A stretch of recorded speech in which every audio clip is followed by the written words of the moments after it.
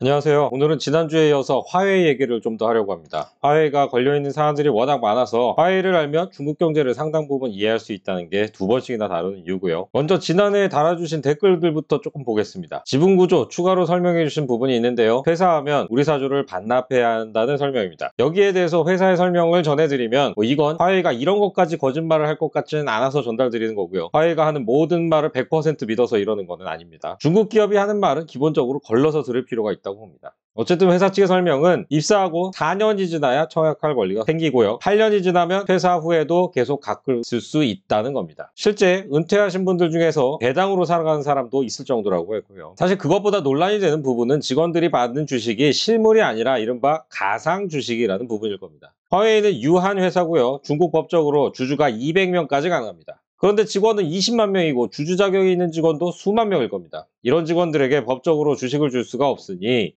무역노조위원회라는 직원단체가 법적으로는 소유하고 직원들은 주주로서의 권리만 준다는 게 회사 측의 설명입니다. 솔직히 투명하다고 보긴 어렵죠. 공방이 많았던 댓글로는 중국 재정이 어려워서 보조금 끊기면 화웨이도 별 수 없다는 주장과 이에 대한 반론들입니다. 반론에는 중국 재정이 괜찮다부터 재정 안 좋아도 화웨이 지원은 계속한다 이런 내용들이 있었는데요. 다 논리가 있습니다만 저는 화웨이가 외부 요인 때문에 망한다는 건 중국 경제가 망한다는 것과 같은 의미라고 생각합니다. 그래서 화웨이가 상당히 오랫동안 건재할 거라고 보고요. 그게 화웨이 얘기를 이렇게 하는 이유이기도 합니다. 또 중국 시장 얘기를 해주신 부분도 있었는데 극단적인 표현도 있습니다만 일정 부분 진실도 있다고 봅니다. 중국 시장에서 한국뿐 아니라 일본, 유럽 제품 다 죽쓰는 게 현실입니다. 아이폰, 테슬라, 일본의 약, 한국의 식품 이 정도만 그래도 경쟁력이 아직 있고요. 이유는 많습니다. 애국주의 소비 성향도 있고요. 또 중국 기업 경쟁력이 올라온 부분도 있습니다. 또 중국 정부가 예전에는 외국 기업 우대를 솔직히 해줬습니다. 그런데 한 5년 전 대략 시진핑 집권 2기부터서는 우대는 기대하기도 어렵고 더 엄한 잣대를 들이대는 경우가 분명히 늘었다는 게 현지의 한국 기업인들의 설명입니다.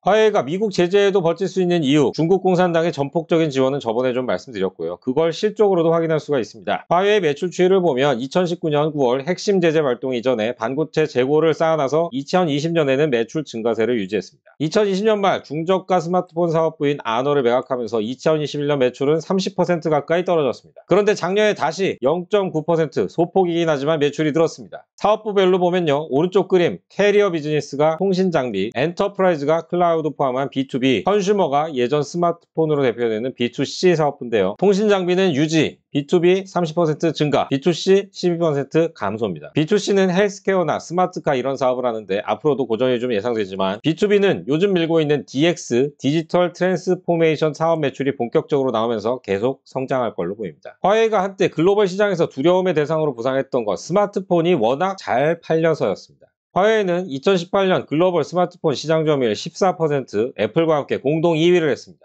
카운터포인트 리서치라는 업체 자료고요. 분기 기준으로는 1등도 했었습니다. 이게 중국 시장 덕분이냐면 다 그런 것도 아니었습니다.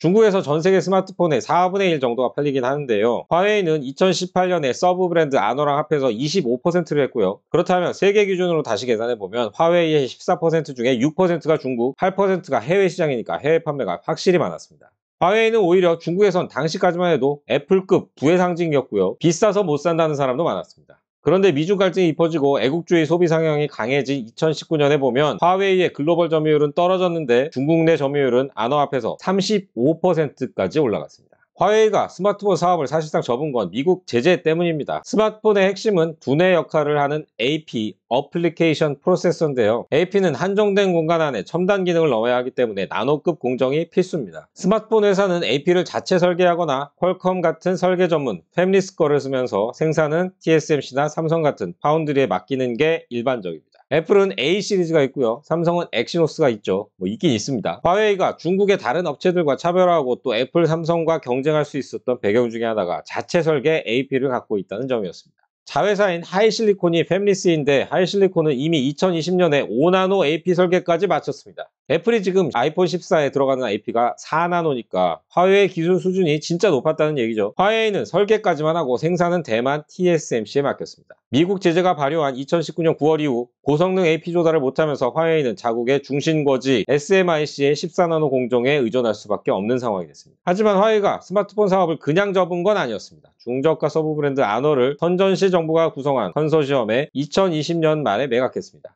매각 대금은 대략 1,000억 위안, 당시 환율로는 17조, 지금 환율로는 19조 원에 달합니다. 선전은 화웨이 본사가 있는 도시고요. 화웨이 말고도 텐센트나 비아드 같은 대기업들도 있지만 화웨이는 선전시와 거의 한 몸 같은 도시입니다. 한마디로 말해서 선전시 또는 중국 정부가 화웨이에 17조 현금을 꽂아준 걸로 볼 수도 있습니다. 안원은 분사했기 때문에 미국의 제재 대상도 아니고요. 지금 퀄컴 AP를 사서 장사도 잘하고 있습니다. 화웨이가 스마트폰을 사실상 접으면서 야심차게 준비한 게 스마트카입니다. 스마트카는 간단하게 얘기하면 전기차 더하기 자율주행차고요. 휴대폰에 인터넷과 각종 기능을 넣은 스마트폰이 세상을 뒤집은 것처럼 스마트카도 자동차에 온갖 기능을 넣어서 새 시장을 열어보겠다는 시도인데요. 화웨이는 스마트카 전략을 투 트랙으로 진행했습니다. 하나는 화웨이 인사이드, 줄여서 HI, 이걸 인텔이 PC에 인텔 인사이드 로고를 붙이는 것처럼 화웨이도 자동차에다가 HI 로고를 붙이겠다는 거고요. 스마트카의 운영체제를 화웨이가 공급하는 겁니다.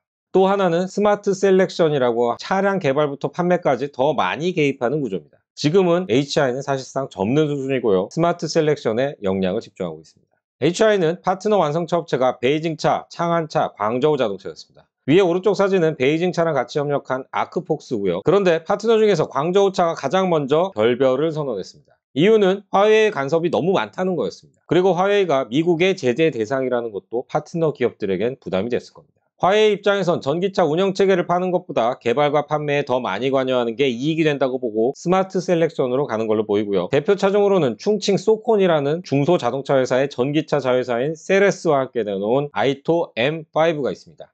아래 사진이고요. 이 스마트카 관련해서 최근에 약간 혼란스러운 보도가 있었습니다. 많은 언론사들이 런정페이 창업자가 화웨이 전기차 사업 중단을 선언했다는 제목으로 보도를 했는데요. 정확히 말씀드리면 런정페이 지시는 아이토든 어디든 간에 자동차에 화웨이 브랜드를 쓰지 말라는 거였습니다. 아이토는 화웨이가 세레스가 공동으로 만든 브랜드인데요. 그동안 화웨이 아이토로도 많이 알려졌었고 또 2월에는 광고에 화웨이 아이토라는 문구까지 등장했습니다. 어느 선이었는지는 모르겠지만 사업 담당자가 화웨이 로고를 쓰면 더 많이 팔리지 않을까 생각한 것 같은데 이게 자동차 사업에서 화웨이를 노출하지 않는다는 기본 원칙에 어긋난다는 게 런정페이 발언의 요지였습니다. 결국 화웨이가 전기차 내지는 스마트카를 안 한다는 건 아니고요. 화웨이 브랜드는 안 쓴다. 이건 예전이나 지금이나 마찬가지다. 이렇게 정리할 수 있습니다.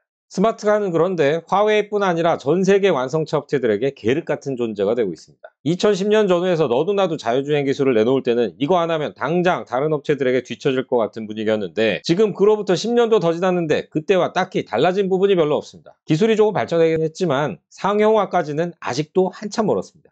그리고 또 문제는 중국 자동차 시장 자체가 활력이 떨어져 가고 있다는 점입니다. 4월 판매량을 보시면 작년 4월에 비해선 55%나 늘었는데요. 이건 작년 4월 지린성과 상하이 봉쇄가 있었기 때문에 기저효과가 크게 나온 겁니다. 3월에 비하면 2% 늘어나는데 그쳤습니다. 게다가 연간 누적을 보면 작년보다 1% 이상 줄었습니다. 그동안 잘 나갔던 전기차도 비슷합니다. 4월 판매량이 3월보다 줄었고요. 연간 누적 증가율이 30%를 넘긴 하지만 작년 신에너지차 판매량이 2배 늘었던 거에 비하면 승강세가 둔화되고 있습니다. 이렇게 자동차가 안 팔리는 건 심리 문제가 큽니다. 제로 코로나 3년을 겪은 사람들이 지갑을 안 여는 거죠. 실질 소득도 줄었고요. 이런 내수 경기가 언제 회복될까요? 물가나 저축 같은 경제 지표들을 보면 빠른 시일 내에 반등을 기대하긴 어려워 보입니다. 지금까지 베이징 나우였습니다. 시청해주신 여러분 고맙습니다.